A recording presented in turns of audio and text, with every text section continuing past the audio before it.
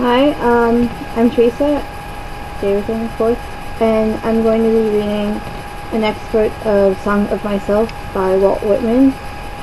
In my book, it starts off at page 25, and it's the first couple of sections. Song of Myself. I celebrate myself and sing myself.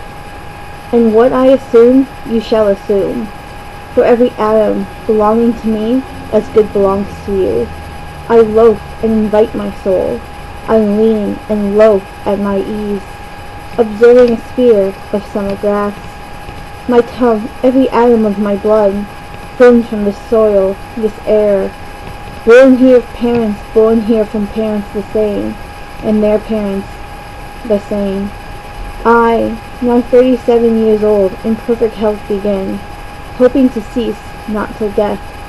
Creeds and schools and agreements, retiring back a while, suffice that what they are, but never forgotten. I hobble for good or bad. I permit to speak at every hazard. Nature without check, with original energy. Houses and rooms are full of perfumes. The shelves are crowded with perfumes. I breathe the fragrances myself, and I know it and like it. This distillation would intoxicate me also, but I shall not let it. The atmosphere is not perfume. It has no taste of the distillation. It is odorless. It is for my mouth forever, and I am in love with it. I will go to the bank by the wood and become undisguised and naked. I am mad for it to be in contact with me.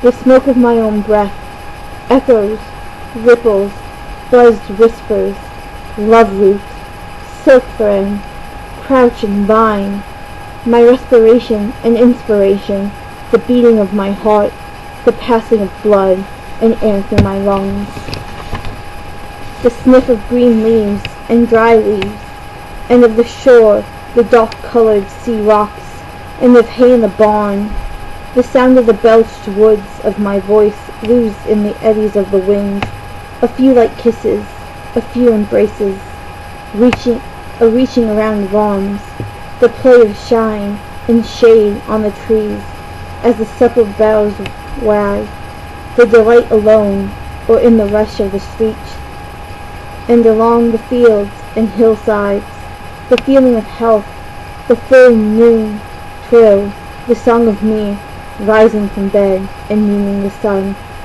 Have you reckoned 1,000 acres much? Have you reckoned the earth much? Have you praised so long to learn to read? Have you felt so proud to get at the meaning of poems? Stop this day and night with me, and you shall possess the origin of all poems. You shall possess the good of the earth and sun. There are millions of suns left. You shall no longer take things at second or third hand, nor look through the eyes of the dead, nor feed on the spectres in books. You shall not look through my eyes either, nor take things from me.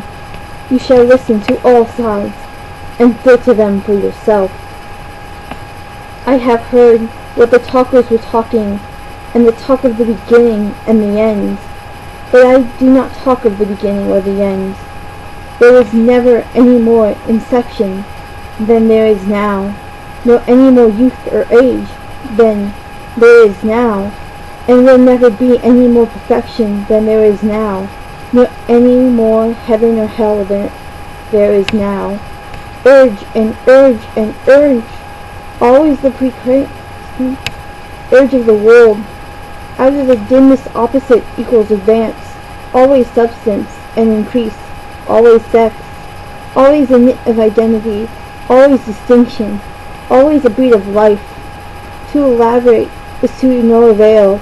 Learned and unlearned feel that it is so. Sure, as the most certain sure, plumb in the uprights, and well entreated, braced in the beams. Stout as a horse, affectionate, haunting, electrical. I, in this mystery here we stand. Clear and sweet is my soul, and clear and sweet is all that is not my soul. That one lacks both, and the unseen is proved by the seen, till that becomes unseen and receives proof in its turn. Showing the best and dividing it from the worst age vexes age, knowing that perfect fitness and equanimity of things. While they discuss, I am silent, and go bathe and admire myself. Welcome is every urgent and attribute of me, and of any man haughty and clean. Not an inch nor a particle of an inch is vile, and none shall be less familiar than the rest. I am satisfied, I see, dance, laugh, sing, as the hugging and loving bedfellow sleeps at my side through the night, and withdraws at the peep of the day with steady tread, leaving me baskets covered with white towels, swelling the house with their plenty. Shall I postpone my acceptation and realization, and scream at my eyes, that they turn from gazing after and down the road, and forthwith cipher and show me to assent exactly the value of one and exactly the value of two, and which is ahead. So I really liked the beginning of this poem because I think it gets a lot into the romantic ideals, because Whitman here is talking about how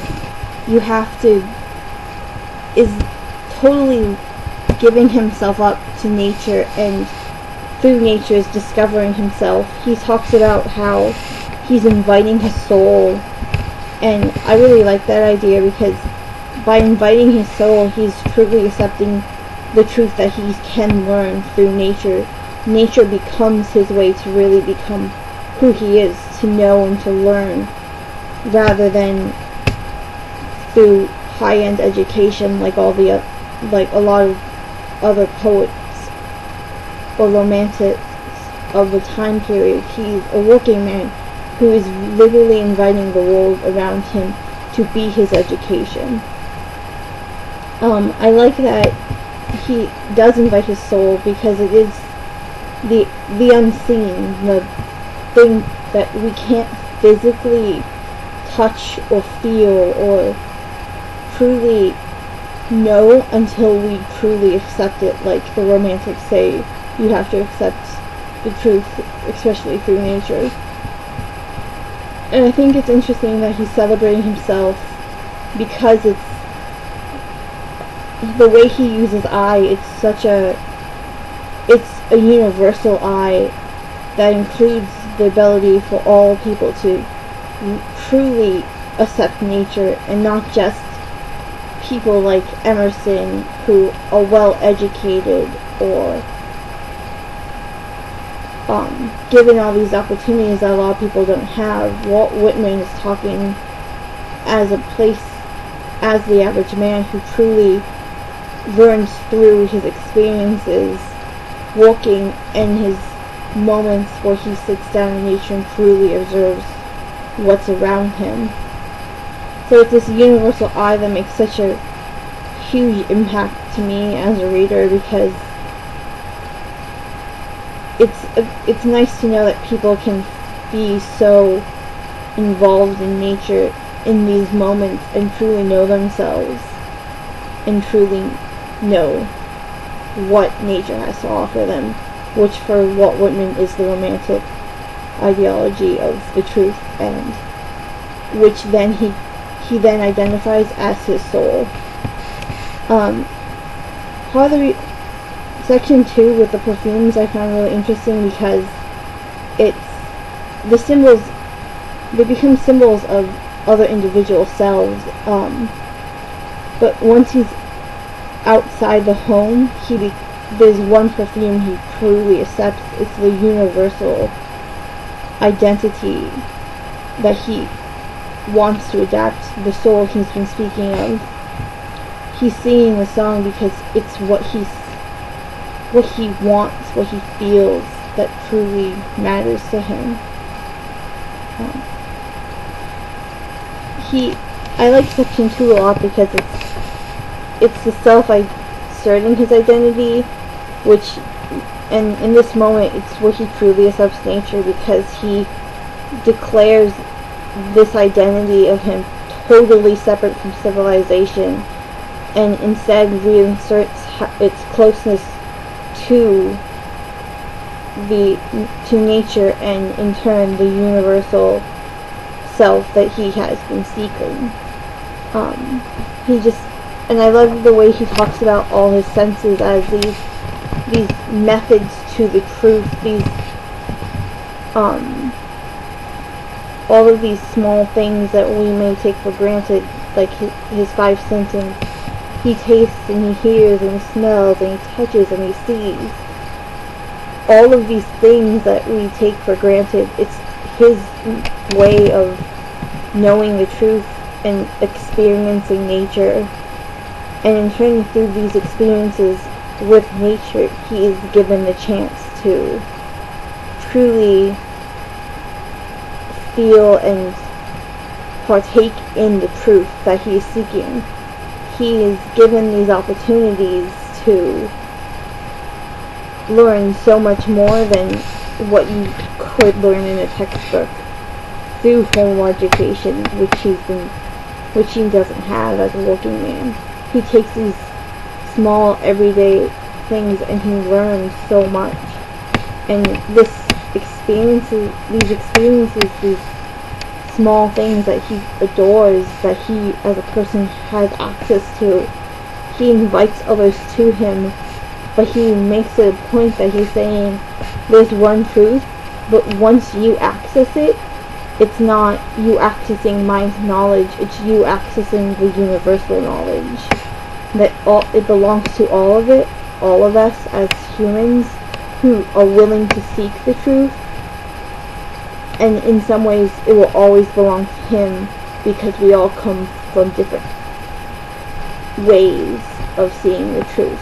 And he's just encouraging people like himself, working class people, to take moments in nature and to really experience these senses as their vehicle to the truth. And I like it a lot because all of these things, all of these senses that he really enforces, that is how he sees the truth. And that's how he creates his poetry. And his poetry he encourages as the true expression of nature and experiences in which people have been given their souls and their abilities to be one with nature. Overall, I really just love his enforcement that he's opening up his soul to nature, is giving up all what makes him a working class man, and in turn is opening himself up to a soul given to him through truth and nature, and he's working towards the union of his body and the soul he desires, and in truth, and he will achieve that through his poetic expression and his senses. And that's all. I really enjoyed this poem, and thank you for listening.